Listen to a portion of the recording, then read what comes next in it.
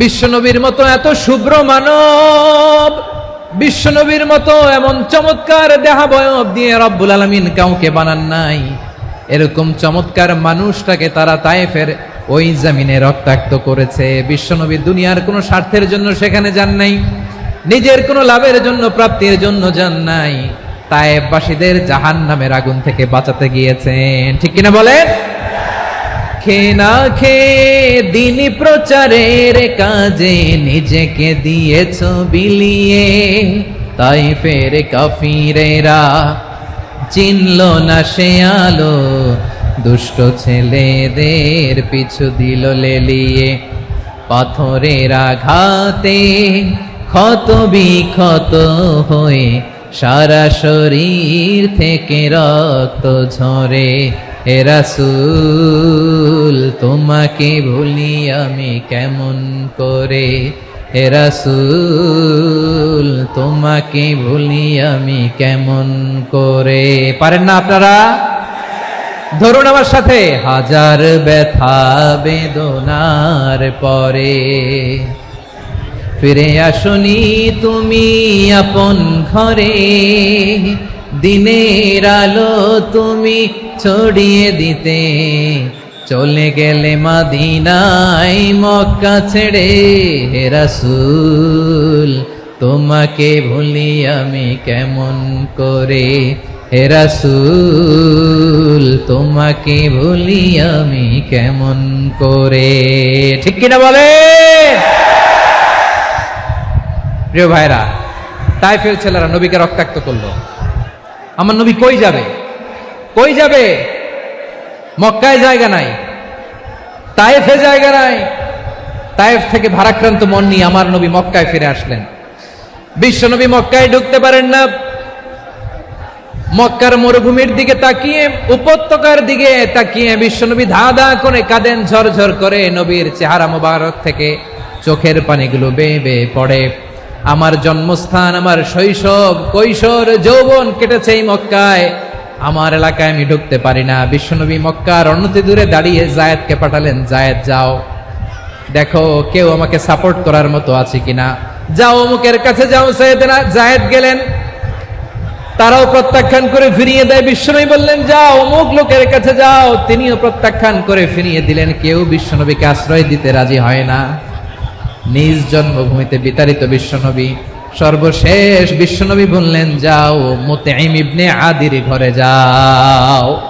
মুতঈম ইবনে আদি মুশরিক, তার কাছে যাও। গেলেন, মুতঈম ইবনে আদি রাজি হয়ে গেল। সুবহানাল্লাহ বলেন। দেখেন, অনেক বিপদের সময়ও আমি নিজে সাক্ষী, সামাজিকভাবে, রাজনৈতিকভাবে কত ঝঞ্ঝা, কত ষড়যন্ত্র, কত কনস্পাইরেসি পাড়ি দিয়ে আমাদেরকে সামনে এগিয়ে যেতে হয়। এই শত্রুদের ভেতরেও একজনকে দাঁড় করিয়ে দেয় যে আল্লাহর কোরআনের জন্য রেডি হয়ে যায়। পড়েন সুবহানাল্লাহ। মুতঈম ইবনে আদি, আল্লাহ তার মনকে নরম করে দিলেন। মুতঈম বলে, মুহাম্মদ আমি তোমাকে আশ্রয় দিব। তার দুই ছেলেকে পাঠালেন, যাও খোলা তলোয়ার নিয়ে, স্কট দিয়ে, গার্ড অফ অনার দিয়ে মুহাম্মদকে মক্কায় ঢুকাও, আর বলো আমি আমান দেব। আমান কি দিব?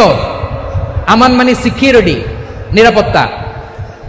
সিকিউরিটি ছাড়া, আমান দেওয়া ছাড়া কেউ থাকতে পারতো না মক্কায়। দুই ছেলে বিষ্ণু ঈসা ইসলামকে নিয়ে আসলো। নবী কাবার চারদিকে তাওয়াফ করলেন, নামাজ পড়লেন।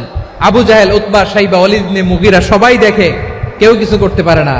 কারণ মুতঈম ইবনে আদি ঘোষণা দিয়েছেন আমি মুহাম্মদকে আমান দিয়েছি, মুহাম্মদের গায়ে যেন কেউ স্পর্শ না করে। আওয়াজ করে পড়েন সুবহানাল্লাহ।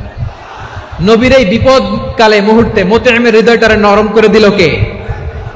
আচ্ছা, লালমনিরহাটের ভাইয়েরা বলেন, এই মুতঈম কি মুসলিম ছিল না মুশরিক?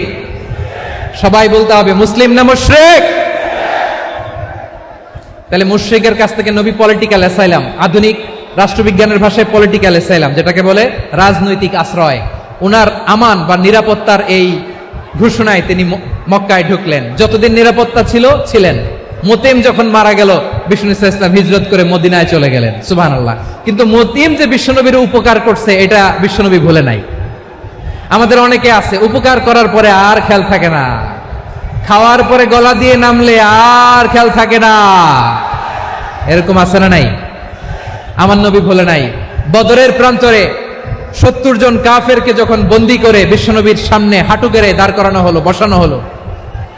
70 জন কাফের। কয়জন? বিশ্বনবী তাদের দিকে তাকিয়ে বললেন, সহিহ বুখারীর বর্ণনা, লাউ কানাল মুতঈম ইবনে আদি হাইয়ান সুম্মা কাল্লামানি হাউলাইন নাতনা লা তারাকতুহুম লাহু।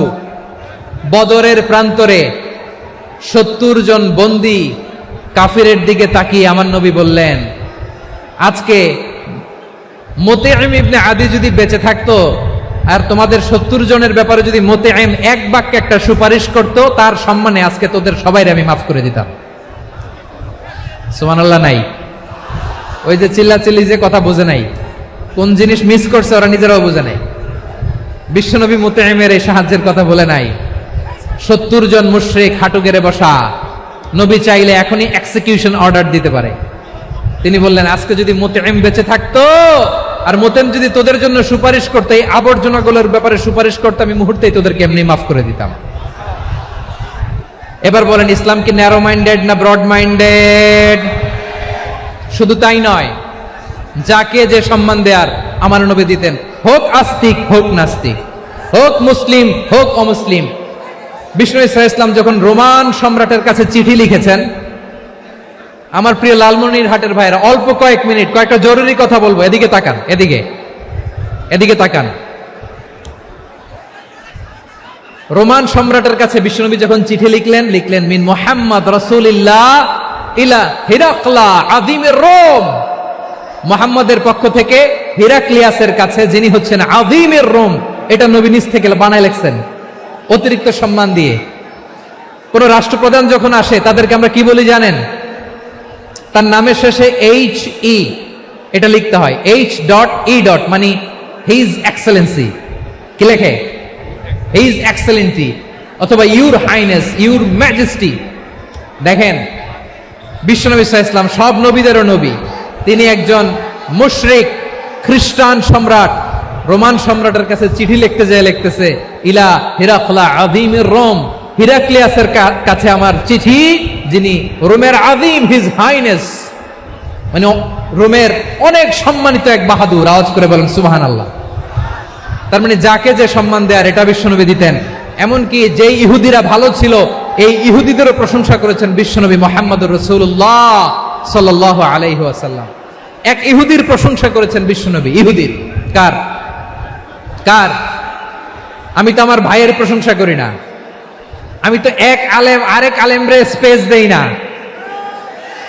আমি তো এক দায়ী আরেক দায়ীর সাথে বসতে চাই না। আমার নবী ইহুদির প্রশংসা করে। কার প্রশংসা? ওই ইহুদির নাম ছিল মুখাইরেক। সিরাত গ্রন্থ ঘাটলে পাবেন। তিনি বলেছেন, মুখাইরেক খাইরু ইয়াহুদ, Mukhayriq is the best of the Jews. জুইশদের মধ্যে সে সবচেয়ে ভালো। কেন প্রশংসা করলেন তার? এর কারণ মদিনা চার্টারে কথা ছিল, সব ধর্মের মুসলিম, মুশরিক, ইহুদিরা মিলে মদিনাকে রক্ষা করবে। কিন্তু 3য় হিজরিতে যখন উহুদের যুদ্ধ শুরু হলো, সবার কথা ছিল, যেই আক্রমণ করে আমরা মদিনাকে বাঁচাবো। কোন শহরকে বাঁচাবো? মদিনাকে। কিন্তু কুরাইশরা যখন অ্যাটাক করলো, ইহুদিরা আর আসে না, ইহুদিরা আর বেরোয় না। বিষ্ণু বললেন, ওহে ইহুদিরা, তোমরা না চুক্তি করলে আমার সাথে যে মদিনা বাঁচাতে সবাই ঝাঁপিয়ে পড়বো, আসো। একটা ইহুদিও বেরোয় না, কেউ আসে নাই সেদিন, একজন ছাড়া। তার নাম মুখাইরেক। তার নাম কি? মুখাইরেক বাহাদুরের মতো ঘোড়সাওয়ার হয়ে বেরিয়ে গেলেন এবং বললেন, গোটা ইহুদি সাম্রাজ্যের একজনও যদি না আসে, আমি মুখাইরেককে কেউ ঘরে আটকে রাখতে পারবে না।